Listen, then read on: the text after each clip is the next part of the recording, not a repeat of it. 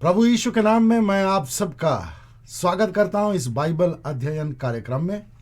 मेरा विश्वास है कि आज का बाइबल अध्ययन भी आपके लिए बहुत लाभदायक सिद्ध होगा। हम प्रार्थना करें। प्यारे पिता परमेश्वर, आपको हृदय से धन्यवाद।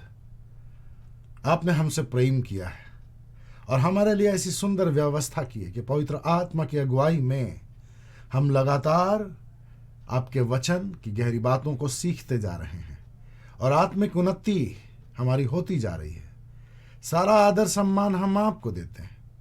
प्यारे पवित्र आत्मा, आपसे निवेदन करते हैं यीशु के नाम में आप आज भी हमारी सहायता कीजिए। मेरी जुबान पर, मेरे हृदय पर, मेरे विचारों पर, मेरे मस्तिष्क पर केवल आपका ही नियंत्रण हो और हम में से हर एक के हृदय को खोलिए, सुनने वालों के हृदयों को खोल दीजिए, ताकि आज का वचन भी हर एक के लिए बहुत लाभदायक सिद्ध हो। मैं पूरी तरह से अपने आप को आपके हाथों में सौंपता हूं। प्यारे पवित्र आत्मा, मुझे प्रभु यीशु के नाम में पिता की महिमा के लिए इस्तेमाल कीजिए। यह कार्यक्रम बहुत लोगों के लिए आशीष का कारण ठहरे, यीशु के नाम में, आमीन। तो आज भी मैं एक गीत गाना चाहता हूं और यह एक पारंपरिक गीत है, रख तू मुझे क्रूस के पास। मेरा विश्वास है कि आप इसे जानते होंगे। प्रभु की स्तुति करें हम, ताकि परमेश्वर के वचन को बड़े गहराई से हम समझ सकें।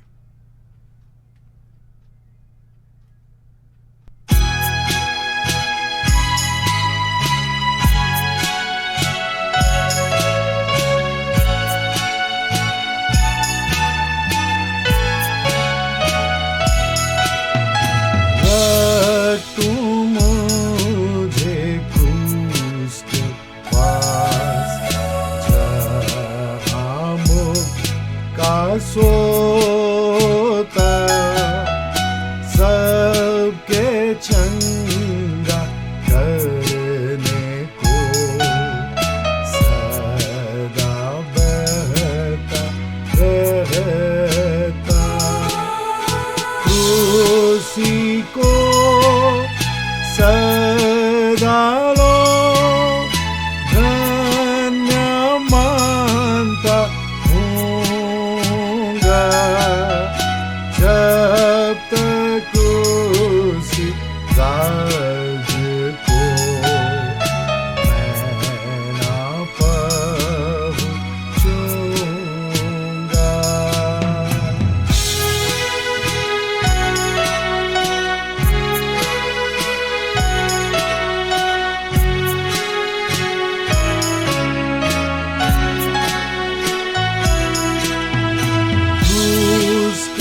पास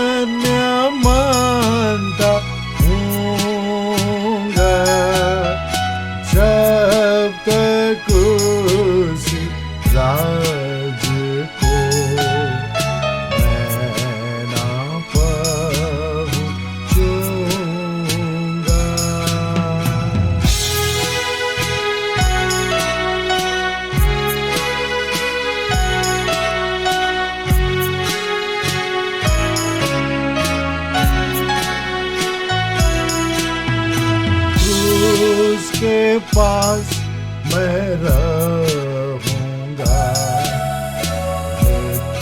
भरोसा करके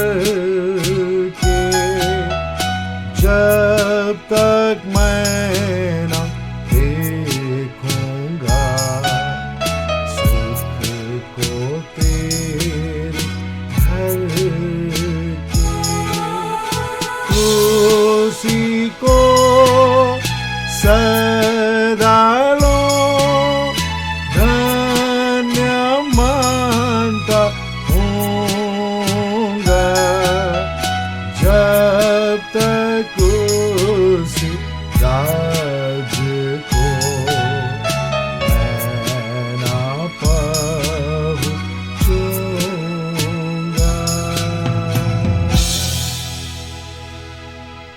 तो परमेश्वर का धन्यवाद हो आज के बाइबल अध्ययन के लिए। आज का विषय है परीक्षाओं पर विजय। पिछले बार भी हम लोगों ने इसी विषय को देखा था, तो आज उसके भाग 2 पर हम लोग ध्यान देंगे, यानी प्रभु यीशु के सामने जो दूसरी परीक्षा शैतान ने लाई उस पर हम लोग आज मनन करेंगे। तो हम लोग मत्ती रचित सुसमाचार अध्याय 4 5 से 7 तक पढ़ेंगे। यहाँ बाइबल इस प्रकार कहती है, मत्ती 4 5 से 7। तब शैतान उसे पवित्र नगर में ले गया और मंदिर के शिखर पर खड़ा करके उसने उससे कहा, यदि तू परमेश्वर का पुत्र है तो अपने आप को नीचे गिरा दे, क्योंकि लिखा है वह तेरे विषय में अपने स्वर्गदूतों को आज्ञा देगा और वे तुझे हाथों हाथ उठा लेंगे, कहीं ऐसा ना हो कि तेरे पैरों में पत्थर से ठेस लगे। यीशु ने उससे कहा, यह भी लिखा है, तू प्रभु अपने परमेश्वर की परीक्षा ना कर।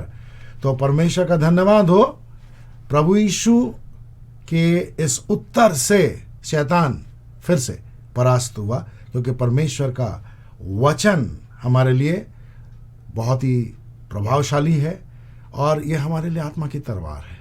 तो हम लोग देखेंगे 5वें पद को एक बार फिर से, 5वें पद को एक बार फिर से देखते हैं। जब शैतान उसे पवित्र नगर में ले गया और मंदिर के शिखर पर खड़ा करके, 6ठे पद के 3 शब्दों को हम लोग देख लेंगे। उसने उससे कहा, तो अब तक प्रभु यीशु यहूदिया के मरुस्थल में था, विल्डरनेस में था। अब यहां से शैतान उसे यरूशलेम मंदिर के शिखर पर ले गया। और मैं ढूंढ रहा था कि यहूदिया के उस विल्डरनेस से, जंगल से, अकेलेपन से, जहां प्रभु यीशु की पहली परीक्षा हुई, यरूशलेम मंदिर की दूरी क्या है और किस तरह प्रभु यीशु वहां से मंदिर के शिखर पर आया। तो बहुत स्पष्ट जानकारी तो मुझे नहीं मिली, लेकिन जितना मैंने पढ़ा ऐसा लगता है कि कम से कम 10 किलोमीटर पैदल चल करके वो दूरी थी, यानी पैदल मार्ग से 10 किलोमीटर की दूरी पर थी। और ये यहूदिया का जो मरुस्थल है वो बहुत बड़े इलाके में फैला हुआ है, तो कहीं से 10 से ज़्यादा लग सकता था। तो कम से कम हम लोग ये देख लेते हैं 10 किलोमीटर की दूरी पलक झपकते प्रभु यीशु और शैतान ने पूरी कर ली और वे मंदिर के शिखर पर आ गए। शैतान तो अपने आत्मिक शरीर में था, लेकिन यहाँ प्रभु यीशु भी पवित्र आत्मा की सहायता से तुरंत मंदिर के शिखर पर आ गया। इस यरूशलेम मंदिर के विषय में मैं 2-4 शब्द आपसे कहना चाहता हूँ। अगर आप जानते हैं तो आपके लिए रिवीजन हो जाएगा, और अगर आप नहीं जानते हैं तो आप इसे जान लेंगे। दूसरा इतिहास 3 अध्याय में इस मंदिर का, यरूशलेम मंदिर का निर्माण कार्य प्रारंभ हुआ और 6ठे अध्याय में इसके लिए समर्पण की प्रार्थना की गई। तो प्रभु यीशु मसीह के जन्म से लगभग 1000 ईस्वी पूर्व में यह मंदिर बनकर के तैयार हो गया, लेकिन ईस्वी पूर्व 586 में बेबीलोन की सेना ने इसे पूरी तरह से ध्वस्त कर दिया, और तब परमेश्वर के अनुग्रह से इसका फिर से निर्माण होता है। और इसके निर्माण में राजा कुसरू एक बहुत अहम भूमिका अदा करता है। उसकी आज्ञा से इस मंदिर का निर्माण होता है। और इसके विषय में हम लोग इज़रा की किताब में भी देख सकते हैं, नहमाया के द्वारा भी इसे पढ़ सकते हैं। तो ये 515 ईस्वी पूर्व में जरुब्बाबिल के देखरेख में तैयार हुआ। अब इसके संदर्भ में मैं आपको एक और महत्वपूर्ण बात बताना चाहता हूं कि इज़रा 6:3 के अनुसार मंदिर की जो ऊंचाई थी 60 हाथ थी। 60 हाथ, अंग्रेजी में हाथ को क्यूबिट कहा जाता है। तो एक क्यूबिट में 1.5 फुट का डिस्टेंस होता है, या उसका माप है 1.5 फुट। तो इस हिसाब से 60 हाथ का मतलब है 90 फुट ऊंचा यह मंदिर था। मंदिर का शिखर जो था वो 90 फुट ऊंचा था।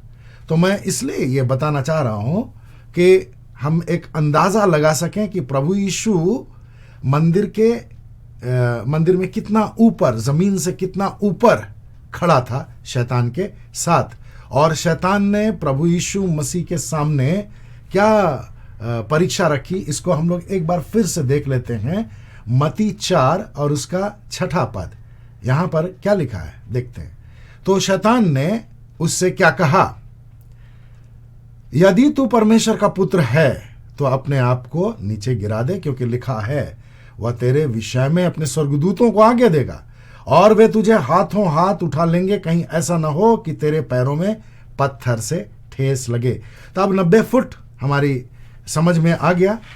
और 90 फुट को और अधिक समझने के लिए मैं आपके सामने एक और चित्र प्रस्तुत करना चाहता हूं। 90 फुट का मतलब है कम से कम 8 मंजिली इमारत, घर की इमारत।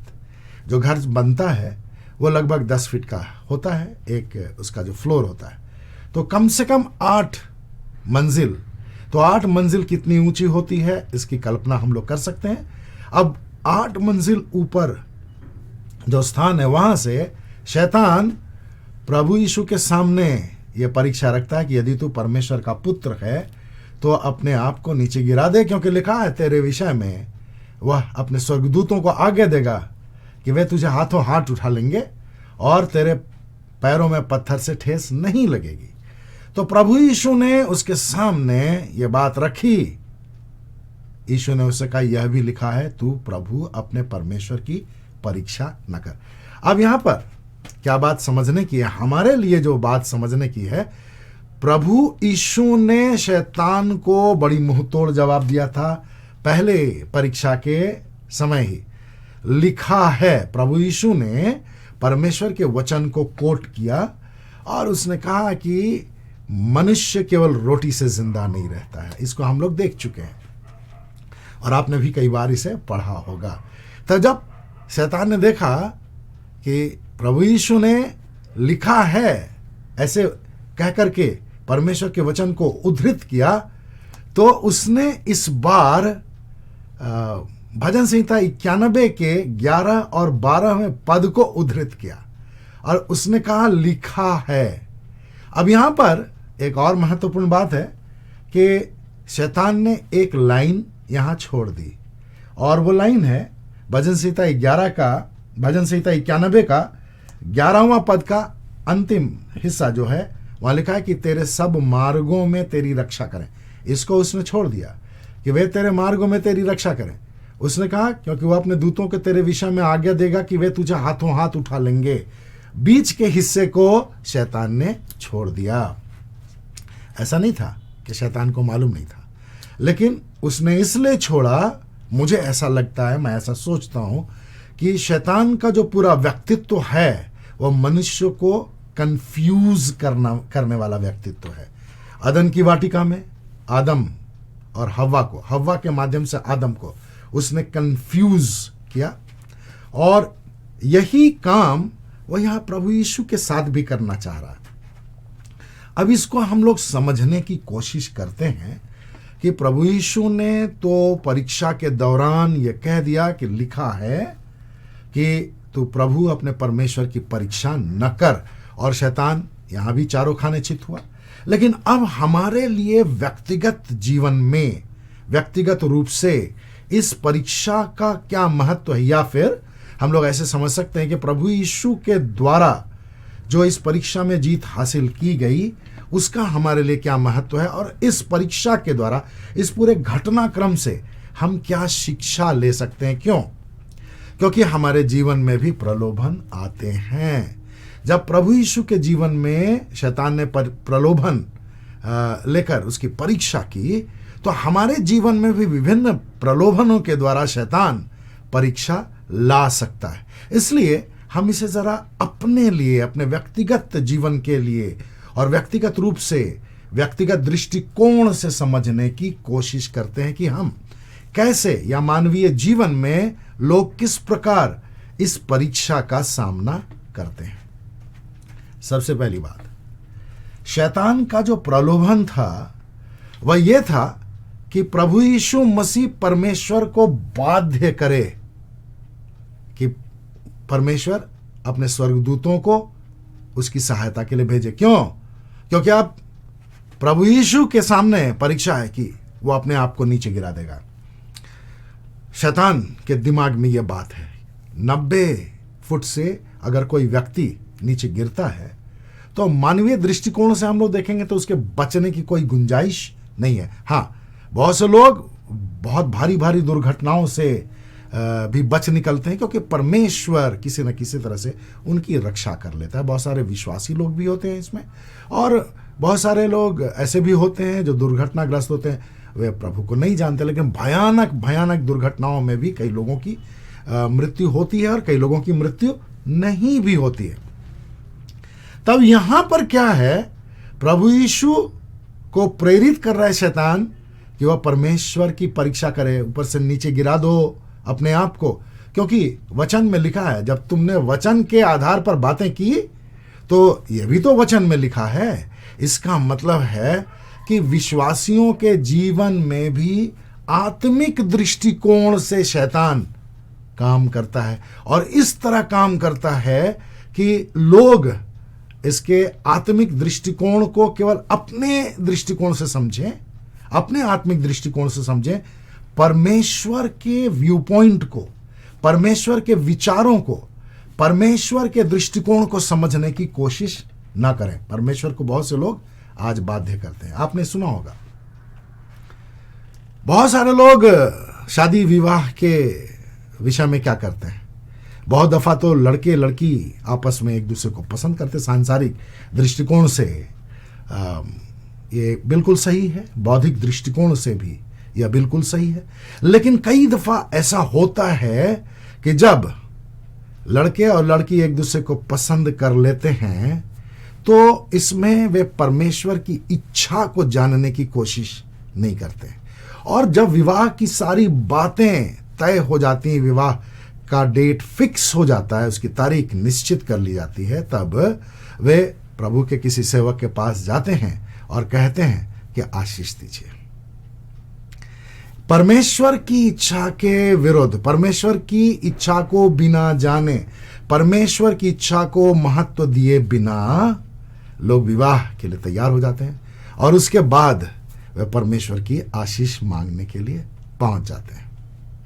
कई दफा तो ऐसा भी होता है, ये कोर्ट मैरिज होता है, मजबूरी नहीं होती है, लेकिन कई बार तो लोग अपने शौक से कोर्ट मैरिज कर लेते हैं और उसके बाद चर्च में ब्लेसिंग के लिए आ जाते हैं कि परमेश्वर दयालु है, वो तो आशीष देगा ही देगा। तो कई दफा हमारे जीवन में इस प्रकार की बातें होती हैं, नौकरी के संदर्भ में, पढ़ाई के संदर्भ में, यहाँ तक कि बहुत से लोग सेवकाई के संदर्भ में भी परमेश्वर की इच्छा को जाने बगैर काम करते हैं। जाने बगैर परमेश्वर की इच्छा को वे निर्णय ले लेते हैं कि इस प्रकार हम सेवकाई करेंगे। इसमें परमेश्वर की इच्छा शामिल नहीं है, परमेश्वर की कोई अगुवाई उन्हें नहीं मिली है, परमेश्वर ने उनका मार्गदर्शन नहीं किया है, परमेश्वर का कोई वचन भी उनके पास नहीं है, और वे परमेश्वर की सेवकाई करने लगते हैं। कई बार ऐसे सेवकों को मैंने औंधे मुंह गिरते हुए देखा है, क्योंकि वे परमेश्वर की इच्छा के बगैर परमेश्वर की सेवा करने के लिए आगे बढ़ गए। अब परमेश्वर की बुलाहट नहीं हुई किसी सेवा की, लेकिन कई लोग परमेश्वर की सेवा उत्साह के कारण कर रहे हैं, और जब सेवकाई में वे आ जाते हैं तो सेवकाई के लिए आशीष मांगते हैं, यानी परमेश्वर की इच्छा को वहां कोई महत्व नहीं दिया गया।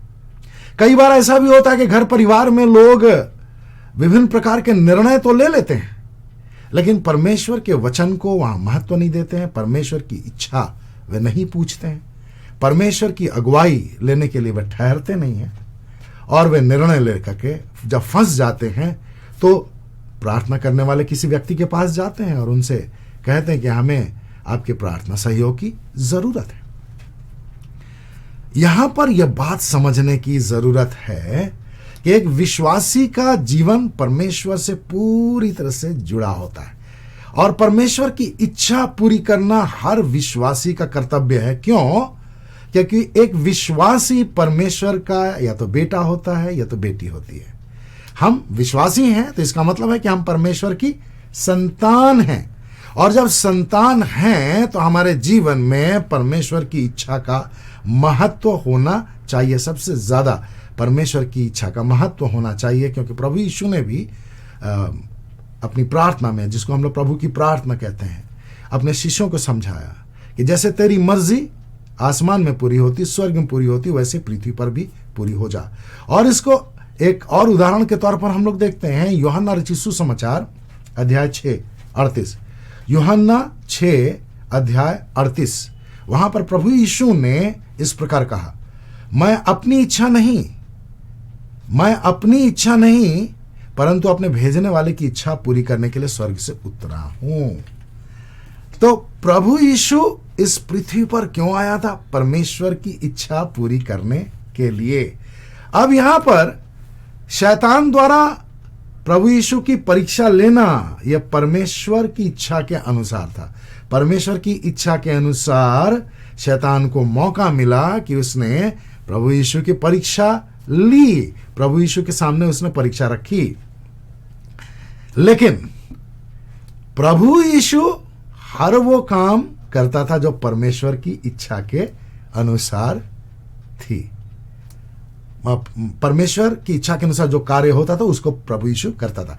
शैतान की इच्छा के अनुसार प्रभु यीशु को करने की कोई जरूरत थी नहीं।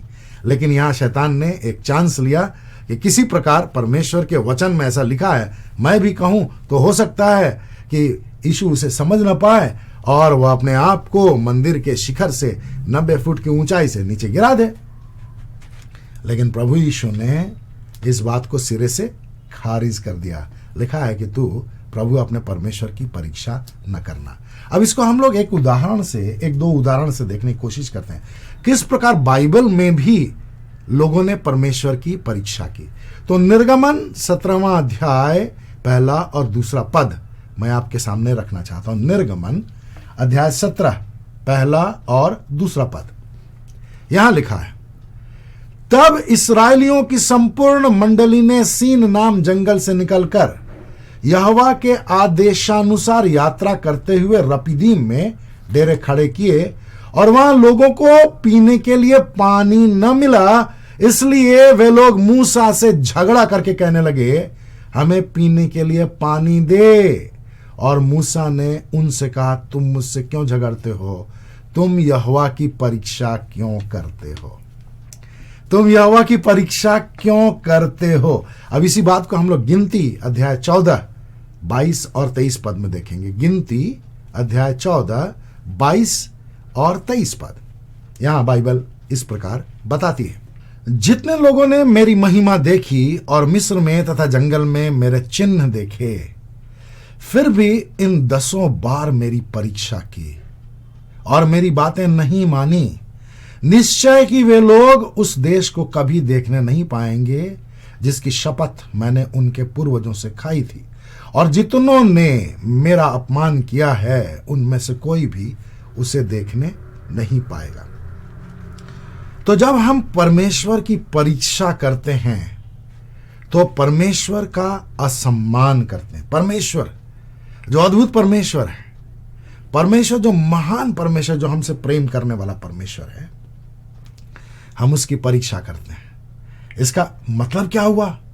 परमेश्वर की परीक्षा करने का मतलब यह हुआ कि हम अपनी इच्छा के अनुसार परमेश्वर को किसी कार्य के लिए बाध्य कर रहे हैं और अपनी इच्छा के अनुसार अपने स्वार्थ को पूरा करने के लिए वो हमारा अहंग भी हो सकता है और हमारी ज़रूरत भी हो सकती है। जैसे इस्राएलियों के सामने जो पानी की समस्या खड़ी हुई, वे जानते थे कि परमेश्वर सच्चा परमेश्वर है, अद्भुत परमेश्वर है, वे परमेश्वर से निवेदन कर सकते थे। लेकिन अगर हम जब कुड़कुड़ा रहे हैं तो इसका मतलब क्या है? हम परमेश्वर को महिमा नहीं दे रहे। अगर हम कुड़कुड़ा रहे हैं तो इसका मतलब क्या है? हम ये कह रहे हैं अलग शब्दों में कि परमेश्वर को मेरी चिंता नहीं है, परमेश्वर को मेरा ध्यान नहीं है, परमेश्वर मेरी प्रार्थना नहीं सुनता, परमेश्वर को मेरी ज़रूरतों का ख्याल नहीं है।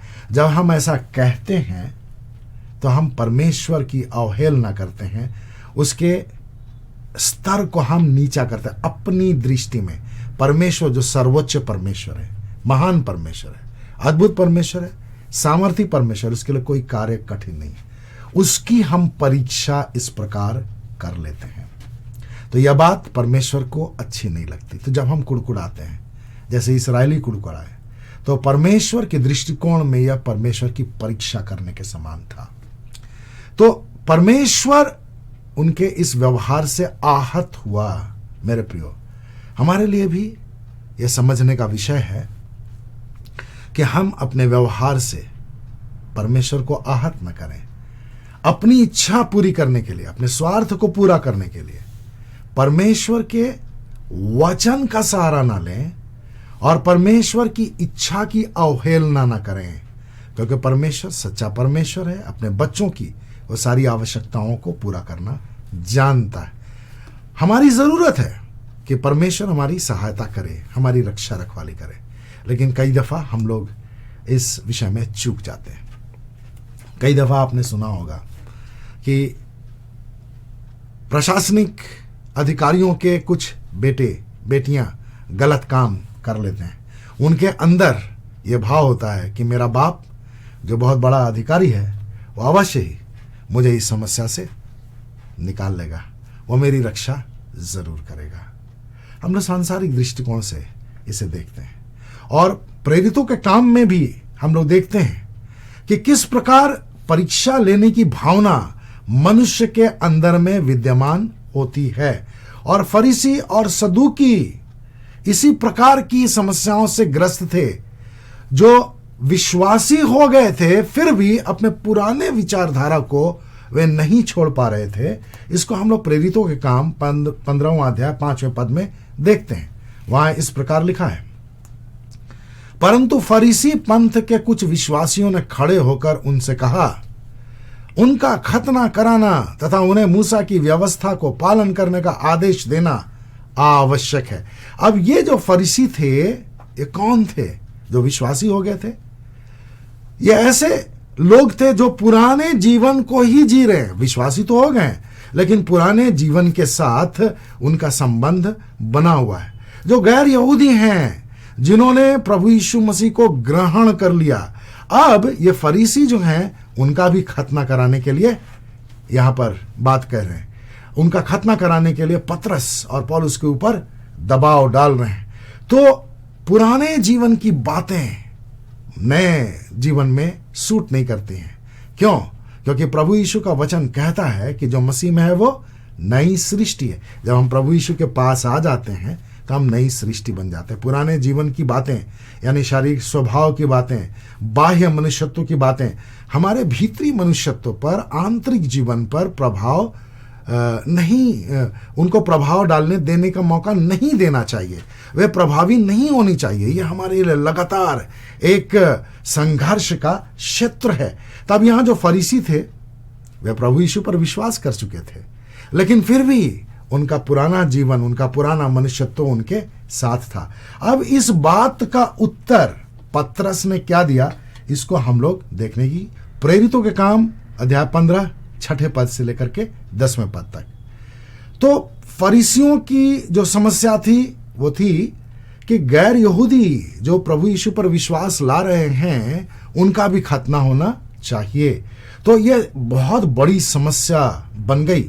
अब इसके विषय में यहां बाइबल बताती है, प्रेरित तथा प्राचीन इस विषय पर विचार करने के लिए एकत्रित हुए। जब बहुत वाद विवाद हो चुका तब पतरस ने खड़े होकर उनसे कहा, भाइयों, तुम जानते हो कि बहुत दिनों पूर्व परमेश्वर ने तुम में से मुझे चुना कि गैर यहूदी लोग मेरे मुंह से सुसमाचार का वचन सुने और विश्वास करें। और परमेश्वर ने जो हृदय को जानता है, हमारी ही तरह उन्हें भी पवित्र आत्मा देकर उनके पक्ष में गवाही दी। इस प्रकार विश्वास के द्वारा उनके हृदय को शुद्ध करके उसने हम में और उनमें कोई अंतर नहीं रखा। अतः चेलों की गर्दन पर ऐसा जुआ रखकर, जिसे ना तो हमारे पूर्वज और ना ही हम उठा सके, अब क्यों परमेश्वर की परीक्षा करते हो। तो पतरस ने बहुत ही स्पष्ट रूप में यहां परीक्षा के विषय में हमारे सामने उदाहरण पेश किया है।